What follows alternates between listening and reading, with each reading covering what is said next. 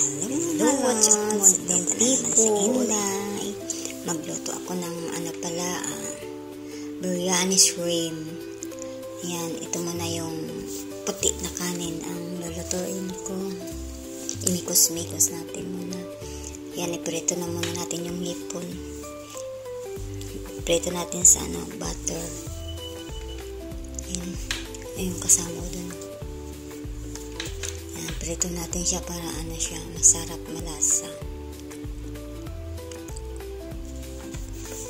Ayan, mikos-mikos. Ayan, ito na siya. Madalian lang yan kasi alas 2 dapat tapos ka na prepare ng pagkain kasi may bisita kami. Ayan, ito na siya. Ayan, mag-upis na tayo mag-isa. Ayan, kamatis, sibuyas, bell pepper, rice na. Ayan, mga ricado ko. Ayan, butter ulit. Masarap kasi pag may butter. Gisa natin sa butter yung sibuyas.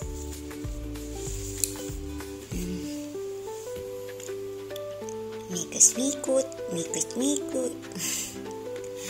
Kapagod nung tagaluto ka. Ilang araw kaya itong pagtitiis. Hirap pag maraming tao sa bahay. May bisita, mga buwisita. Char.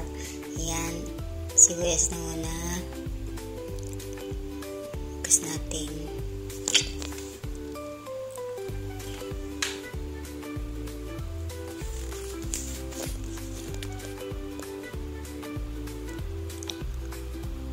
Luto na siya. Brown na siya. Lagyan na natin yung luya at saka bawang. Pinag-mix ko na siya. Tapos pag nag-brown na yan, lagyan na natin yung kamatis. Nag-brown na siya. Kamatis naman ang ilagay natin. Tapos, pagkatapos yan sa kamatis, lagyan natin ang tomato paste. Ayan. Lutuin muna ng 5 minutes yan. Pwede na. Ayan, lagyan na natin ang tomato paste. Madalian lang yan luto. Mikos-mikos lang yan na pagluto.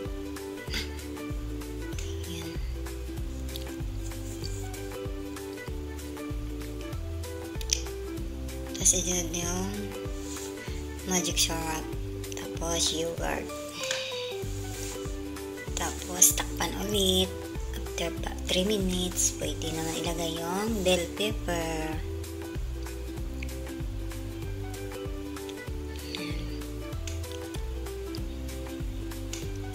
Okay na, pwede na ilagay yung bell pepper. Mikos-mikos muna natin. Pinag-mix ko na lang.